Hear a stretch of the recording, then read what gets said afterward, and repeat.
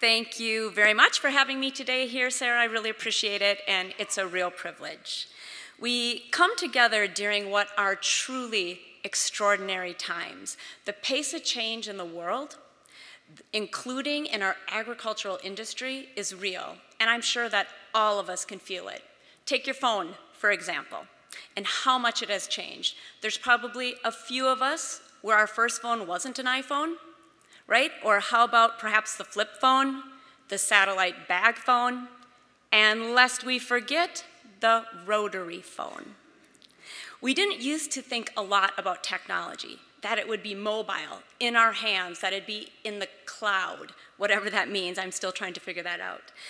Let alone with us in our tractors, our planters, and our combines. Other changes come in many forms, such as extreme weather, market volatility, interest rates, inflation, geopolitical, and technology. For example, in our inputs, we now have more drought-resistant seed, to improved chemicals, to biologicals, to fertilizers that increase resilience through all the variable weather that we face. These changes, we all know, come with both challenges and opportunities, and I'm going to spend a little bit of time on that today. But before we go there, I have been asked to share a little bit about my journey and how I got to where I am today as our head of RCIS. When I think about getting up, oh, I got to switch these, don't I? All right. When I think about getting up on a chilly morning at 9 years old to walk my sheep and to get them ready for the fair so that they could be the best possible sheep they could be, I often have to pinch myself when I think about standing here today. Growing up on a farm truly rooted me. It gave me such a strong foundation in my work ethics, in my values, in my beliefs, in the importance of community and of our neighbors. Being active in 4-H and FFA, I give them both so much credit for all of the leadership skills that I've built, for the project management, the problem solving, the speaking skills. So many of those came from my engagement in 4-H and FFA. And I learned the value of hard work. And I learned that hard work equals outcomes, both through working on the farm with my family and also through waitressing at our local cafe and serving coffee to the farmers every morning and hearing all of their stories. I am proud to be the daughter of a Minnesota farmer, and I was raised by my parents to honor and to be grateful for the past, to work hard in the present, and to really dream big for what the future could be. In 10th grade, I went to a high school band camp up in northern Minnesota, and I was in the cafeteria line waiting to get my food, and I met some girls that were there on an exchange program from Japan. And so I started talking to them, as one would, and I was just fascinated by the world that existed outside of my town of 1,200 people. And I fell in love with what they taught me about their language and about their culture. And it led me to coming home and declaring to my parents, as 15-year-olds often do, we know, that I was going to be an international business major focused on the Japanese language and culture. I had no idea how I was going to do that. I then, though, attended the University of Northwestern St. Paul, as Sarah mentioned, where with the grant from 3M companies, I was a founding student of our international business program focused on the Japanese language and culture. We worked with the Japanese government to create the first undergraduate internship visa in the early 90s, well before even studying abroad was a real thing. And then I had the opportunity to do my internship in Japan in the early 90s with Cargill in their XL beef division in a new partnership they had just entered into with Showa Foods. It was an amazing experience, which taught me so much about businesses and how they work, from the receptionist to sales to out in the plant itself to management, because I had been given the opportunity to map out all the processes for the new venture. I also really learned what inclusion means. I remember stepping off the plane, and I immediately felt so different. I was a different color, I had long blonde hair, I looked different, I talked different, and I thought differently. In Japan, there's a saying that says, don't be the nail that sticks out. I definitely stuck out.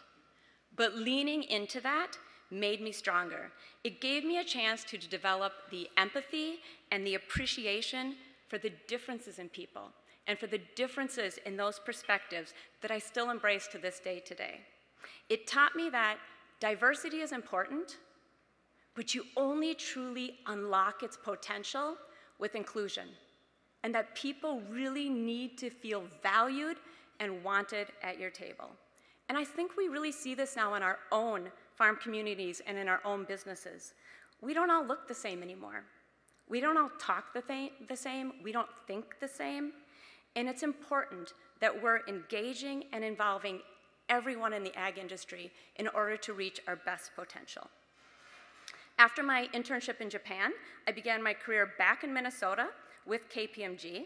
My first client was American Hardware, and I thought, perfect, farm girl, I can count hammers. It was an insurance company, and I have been in insurance ever since, including auditing crop insurance companies along the way. I was then admitted to the partnership at KPMG in 2004, and after working as a partner for 5 years, I got a call from a former colleague. It's a call I won't forget because he said, "Don't hang up." I was like, okay.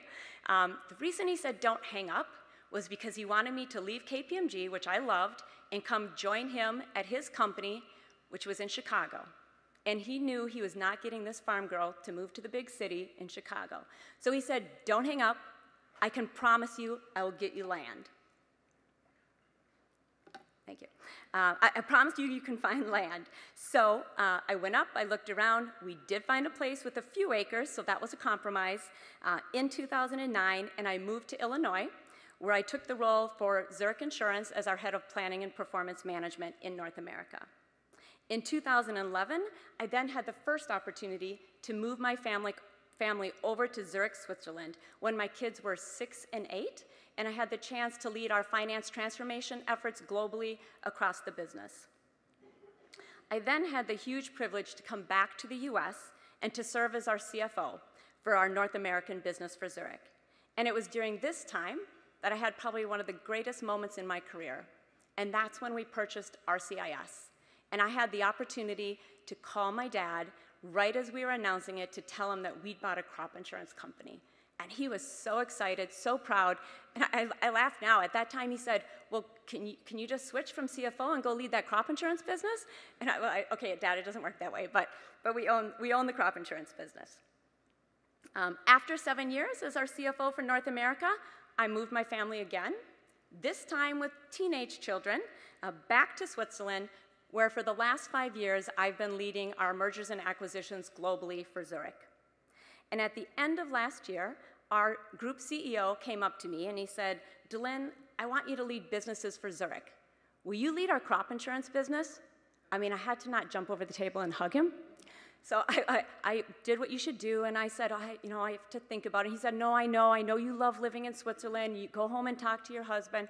So I went out to the car that evening, and I got in the car, and I told my husband, and he's like, can you go back up right now and tell him yes? So I said, well, no, but we did tell him yes the next day. So here I am. I began my position as the head of RCIS on February 1st. Our family is so excited to be back. We've moved our family back to Minnesota now as of July 1st because that's where RCIS is headquartered. So for me, it's amazing to return to Minnesota after 15 years being away and still with Zurich. We've bought additional farmland, although I'm kind of depressed having listened to all these things. So we just did buy additional farmland, my husband and myself. It's right near the family farm where I grew up in Minnesota, and now my husband, Emery, and my brother are farming full-time together. Our belongings have just arrived from Zurich. I've literally been sleeping on an air mattress for 6 weeks, so I'm a little happier now because I have a real bed. I still have mountains of boxes to unpack, and as a family, we're really starting to reconnect with the community. And it's been an incredible privilege to be back now working in this agricultural industry. And I do truly have to pinch myself to be standing here today and looking back at the journey that I've been on and how blessed I am to now have the opportunity to work in the crop insurance industry and to lead RCIS. What has truly underscored and defined my whole career, though, stems from a single moment with my father. I was about 15 years old, and I was starting to think about how was I going to be successful someday? And how would I know that I was successful? And I was sitting out on the hill by our white granary with my dad. We were just having some alone time, father-daughter conversation. Us kids would usually go out and sit with him out there and each have our time with him. And so I asked him, I said, Dad, how am I going to know if I'm successful someday? And he said, Dalynn, he said, success is different from everyone. It's different for all people. And I really valued his views. So I said to him, I said, okay, Dad, what's your view of success? What's your definition of success? And what he said to me has forever impacted my career and who I am as a leader. He said to me, he said, Dalynn, for me, success is not measured by who you are or what you have, but by where you've been and who you've touched. And that has had a tremendous impact on my career, and it has driven my desire to have a touch and an impact on others, knowing that this creates far more leverage, far more value than I could ever do on my own. I share my journey and my background because I hope it shows the care, the experience, and the excitement to be back in this industry, and shows the understanding and passion that I have for our farmers and the experiences that they go through over a course of a year. I hope it also gives you a perspective on how I approach leading RCIS into the next phase of its journey and how I will be engaging in our crop insurance industry, leading our business forward with a focus on always having a touch and an impact on our agents, with the farmers, the ranchers, the producers that we serve, and in keeping our capital sustainably invested in this important industry.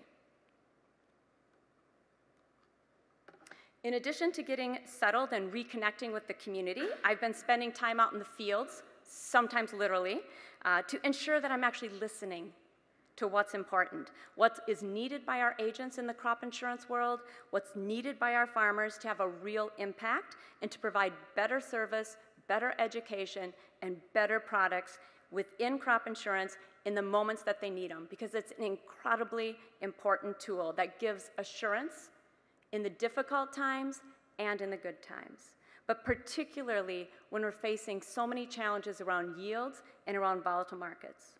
I also had the opportunity to go to the Iowa State Fair. I know Pat's out there, so saw her there, and met up with some of our agents and some of my RCIS colleagues. It was a great day. I really enjoyed being back supporting the livestock show for the FFA. And I have to say, kudos to Iowa. They have really kept the farm in their fair. I'm sure Kansas has too. I haven't been to yours. Maybe next time. Someone's already suggested that. But they've really kept the farm in their fair, and I really appreciated that a lot. I've also been out in the field with our adjusters. I was on the Pro Farmer Crop Tour, tremendous experience, great way to meet and see a lot of people. I've also been engaging with many of our agents across numerous meetings all across the United States, and it's really been giving me that current perspective of what's going on in the industry and what the challenges and the opportunities are directly from the source of those we serve. And this gives me a ton of pride. I'm proud that we serve the ag community in the United States as an approved insurance provider in partnership with the government. I'm proud that we offer more than 130 different commodities through the federal program, as well as private crop insurance products, offering so many different protection options for our farmers. And I'm proud that we are here truly for the good times and the bad times for our policyholders. I'm proud that we work collaboratively to protect farmers and producers in all 50 states. We're the only approved provider that provides insurance in all 50 states through a network of over 3,500 licensed agents that we work with. And I'm so proud that I see my 1,500 colleagues at RCIS working hard with so much passion, with so much energy every day to make a difference for those that they serve.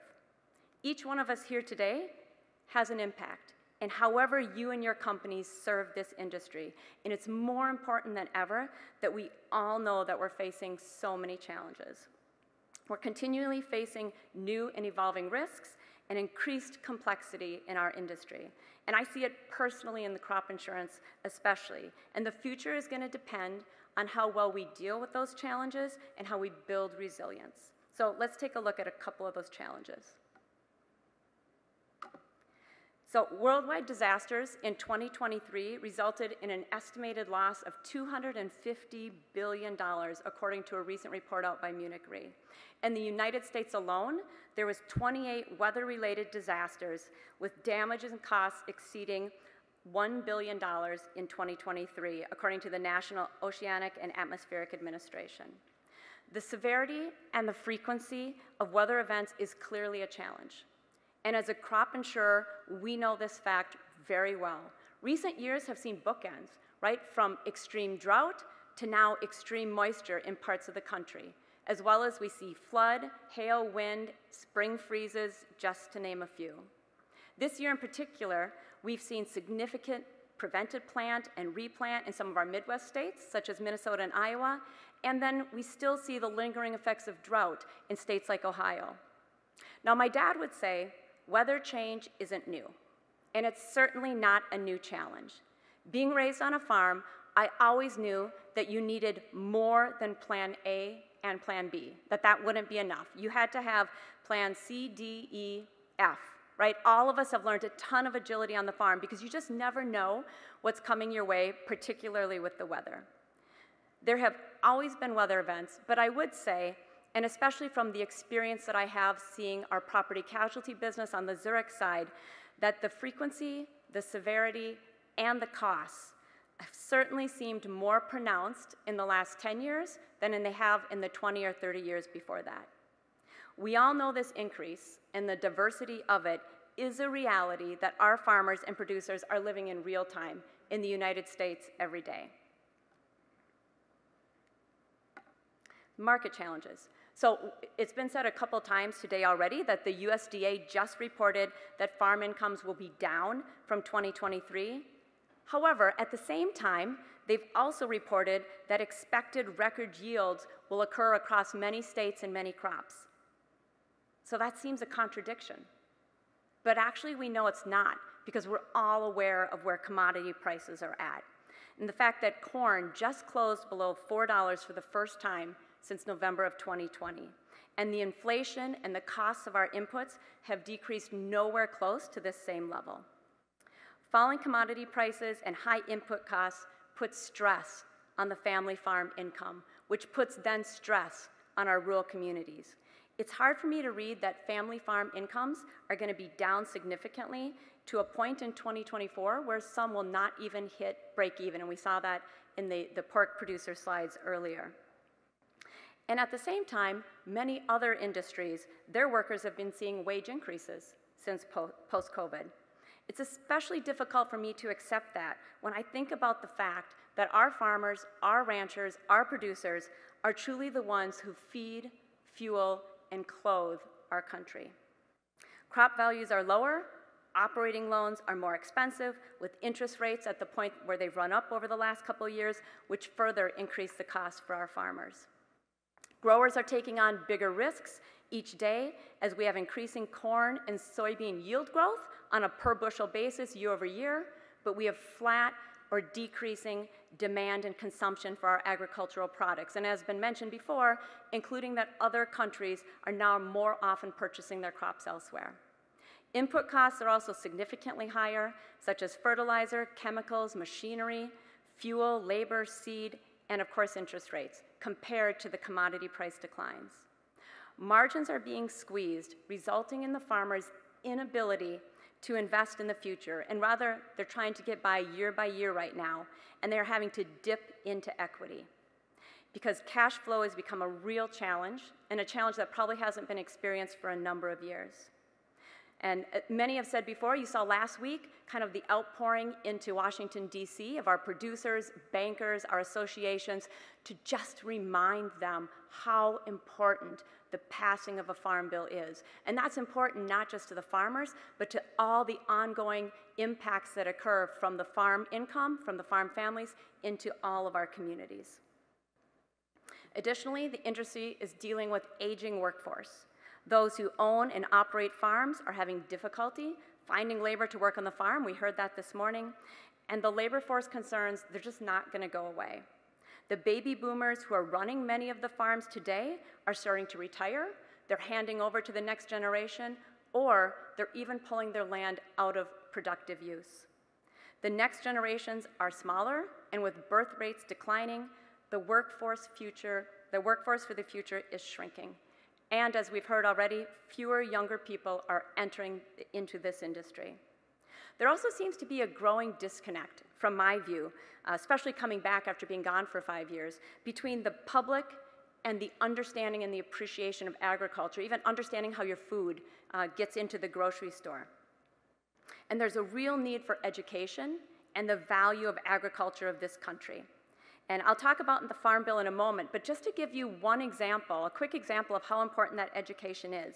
In case you weren't aware, approximately 1/3 of our senators and about 1/2 of our House members that are responsible for voting on this next Farm Bill were not members of Congress when the last Farm Bill was voted on. They're new to office, and many may not yet have a full understanding and appreciation of the importance of the Farm Bill, of the ag industry, and of the value of the American farmer. This disconnect is an important reminder for all of us, like we did last week, that we need to use our voices to help educate on this disconnect. History has definitely shown time and again that when we all use our voices together, we have an extremely strong voice for the importance of agriculture. And I don't want to end on challenges without raising what I see as a very serious and a lesser talked about challenge, and I haven't heard it yet today. And I believe we need to discuss it more often, and that's mental health.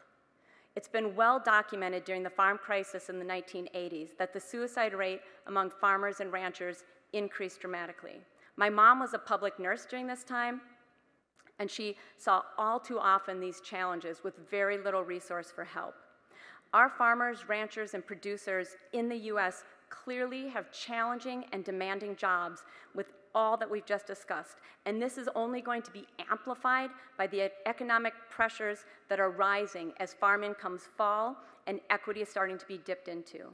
This creates more stress on the local farmer and the families and can create mental health issues that are difficult to deal with and can have long-lasting impacts. And there's often limited availability and access to health care and especially mental health services out in our rural communities. It also can be difficult or even carry a stigma to ask for help, to receive support for high levels of stress, for anxiety, for depression, or other mental health issues. But these are real, and they do exist across our farm communities. Addressing mental health challenges and making available support to successfully manage that stress that's so common in the lives of our farmers, especially with this mounting economic pressure and the cash flow constraints that are coming, it's really important. There's a lot we're doing at RCIS to try to raise awareness, and I would encourage all of you to do the same with your own personal skills and within your organizations. And I think we're starting to see more open discussions on these topics. There are agribusinesses who are championing farmer mental health and well-being, and it's truly something we all have to be united in and supporting. So although I addressed challenges first, and that got a little bit depressing, I am actually a glass is half full type of person, and so the good news is we have faced challenges before, and now we have resilience built into the fabric of who we are in the American agricultural industry. There are opportunities ahead to address these challenges that the industry faces. We have opportunities to enhance the products and services that are related to crop insurance, to pass the best aspects of the Farm Bill, to embrace innovative technology to help improve data and outcomes for our farmers, and in crop insurance to help streamline those processes for our farmers and agents, the opportunity to encourage and to grow, we heard this today, the next generation of farmers and of ag industry workers, to nurture our relationship with our agents, and to reinforce the importance of the family on the farm and keeping them in the center of all we do. Crop insurance enables the flow of capital. I think about it like the lubricant, right? How many industries out there do you have to pay for all of your expenses up front? If all of us had to pay all of our household expenses on day one, it'd be super challenging. That's exactly what our farmers do. They need to take out operating loans from the banks, from the input providers, from the machinery dealers, and crop insurance helps give the security and the ability to know that those balances can be paid down even in a difficult year. I see the federal crop insurance program as a triangle. It has us as the insurer, it has our agent, and it has the federal government. And in the center of that triangle, right where they should be, is the farmer, the producer, the rancher, who has that protection when they need it. And that's really one of the reasons that I'm so proud to work in this industry. I know personally the impact of crop insurance in helping to save our own family farm after a significant storm. I'm not sure that our farm would still be in our family today without that safety net. Growing up on a farm means that a number of the childhood conversations that I heard around the kitchen table were my mom and dad talking through the challenges that they were facing and needing to make difficult decisions. I look at the picture of the farmhouse that I grew up in, where in the 80s we could barely keep our family farm, let alone invest anything into it. And you know what? I never noticed how our house looked or how our farm looked. And I didn't care about the fact that we didn't take big trips and that we didn't get all kinds of gifts.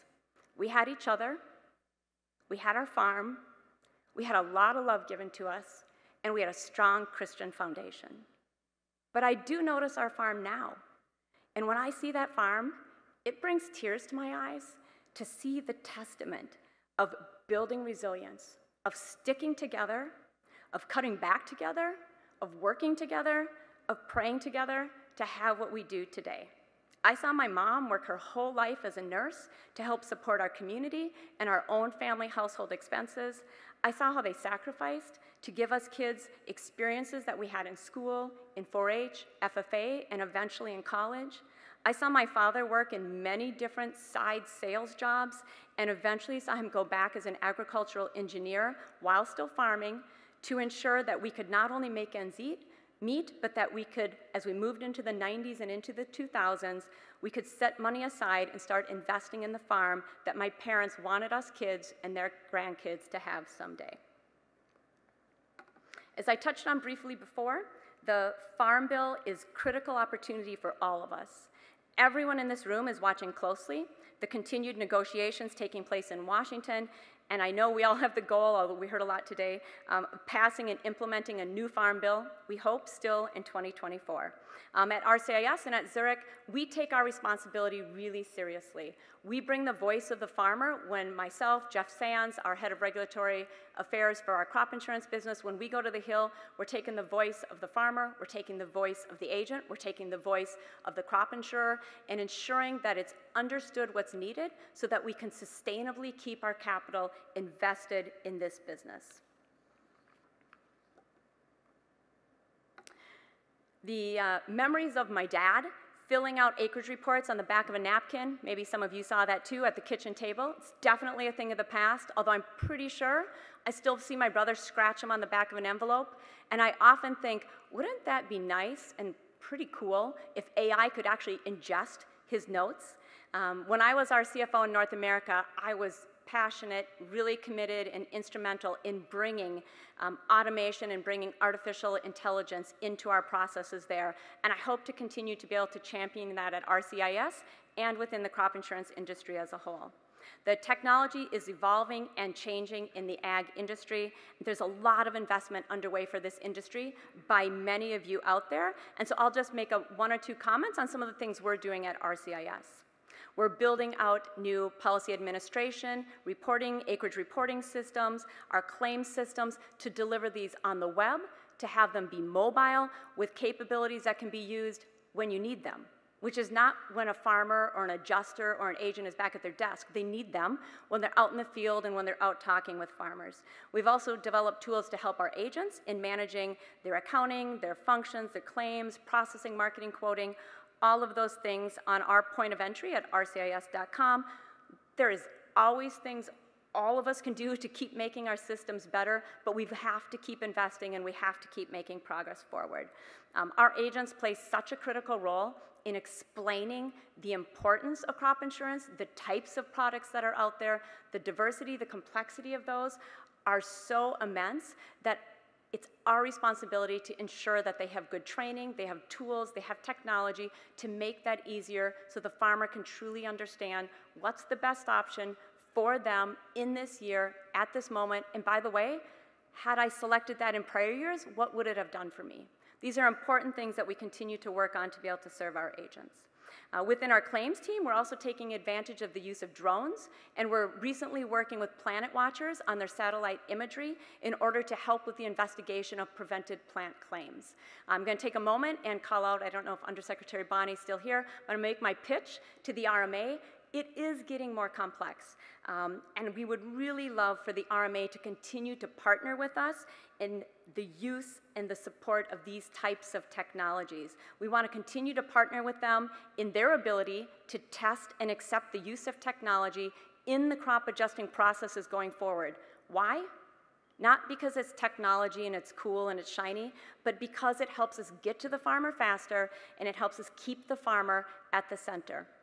We're having these conversations with them. We really do appreciate their partnering, and we're heading back at the end of the month to actually continue these conversations around technology.